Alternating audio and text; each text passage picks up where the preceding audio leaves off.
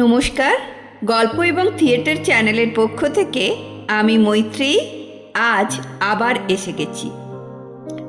আজ আমরা শুনব পঞ্চতন্ত্রের এক আশ্চর্য বুদ্ধিমত্তা আর জীবন দর্শনে ভরা গল্প।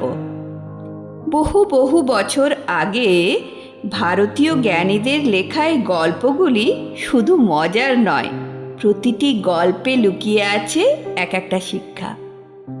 পশু পাখিদের কণ্ঠে বলা এই কাহিনীগুলো আমাদের শেখায় বুদ্ধি, সতর্কতা আর বন্ধুত্বের মূল্য। আজকে আমাদের গল্প একটি কাক, একটি হরিণ এবং একটি খাঁকশিয়ালের গল্প।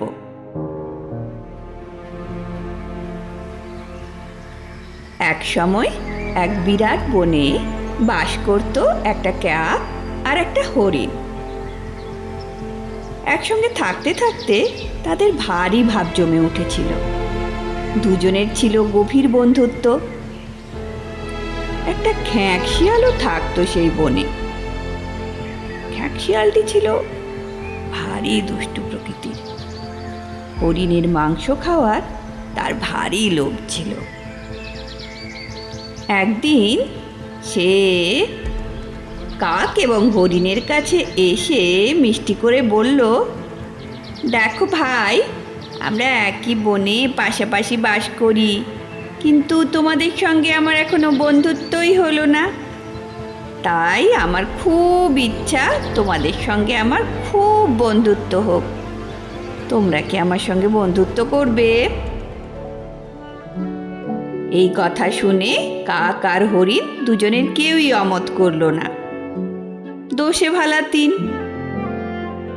একদিন খাঁকশিয়ালটি হরিণকে লোভ দেখিয়ে বলল, জানো বন্ধু, কিছু দূরে একটা ফসলের ক্ষেত আছে, আর সেই ক্ষেতের সব ফসল পেকে সোনা রং ধরেছে। ওখানে যদি যাও তাহলে পেট ভরে ফসল খেতে পারবে। হরিণটি প্রথমে ভাবলো, যাব কি যাব না, ইচ্ছে খুব যাবার। সে এসে তার কাক বন্ধুকে বলল, আচ্ছা, আজকে আমাদের খাঁকশিয়াল বন্ধু আমাকে একটা ভারী ভালো জায়গায় যাওয়ার আমন্ত্রণ দিয়েছে। সেখানে নাকি ভীষণ ভালো ধান হয়ে রয়েছে, সোনা রং। আমি কি যাই? চলো না বন্ধু, আমরা সবাই যাই। কাক শুনে বলল, আমার মনে হয় আমাদের আরো একটু সময় নেওয়া উচিত। এত তাড়াতাড়ি কাউকে বিশ্বাস করা ঠিক না।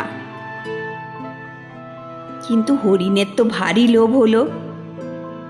তাই সে খাঁকশিয়ালের কথায় রাজি হয়ে তার সঙ্গে ওই খেতে যেতে আরম্ভ করলো।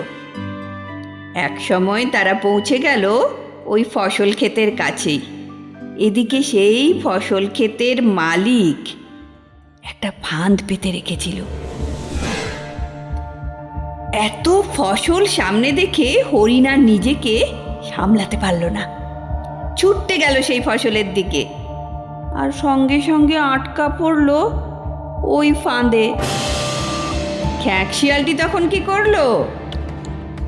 একটা গাছের আড়ালে গিয়ে চুপচাপ দাঁড়িয়ে থাকলো আর লক্ষ্য করতে থাকলো কখন ওই ক্ষেতের মালিক আসবে, হরিণকে মেরে ফেলবে আর ওই হরিণের চামড়া ছাড়িয়ে মাংসটা ফেলে দেবে। সেই মাংস সে খেয়ে পেট ভরে উদর পূর্তি করবে।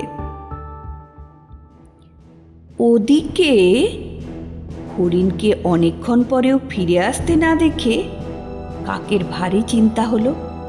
কাক বেরোলো তার খোঁজে। খুঁজতে খুঁজতে সে পৌঁছে গেল সেই ফসল ক্ষেতের কাছে। আর কাছে গিয়ে দেখে তার হরিণ বন্ধু তো ভারী বিপদে পড়েছে। সে তার কানের কাছে গিয়ে বলল, হাত পা ছড়িয়ে মরার মতো পড়ে থাকো। ক্ষেতের মালিক এলে যেন তোমাকে মরা বলেই ভাবে। এদিকে একটু পরে ক্ষেতের মালিক সেখানে উপস্থিত হলো।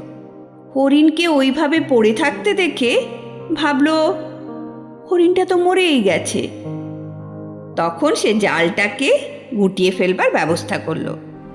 যেমনি জালটা গুটিয়ে ফেলা, হরিণ তীর বেগে দৌড়ে সেখান থেকে পালিয়ে গেল।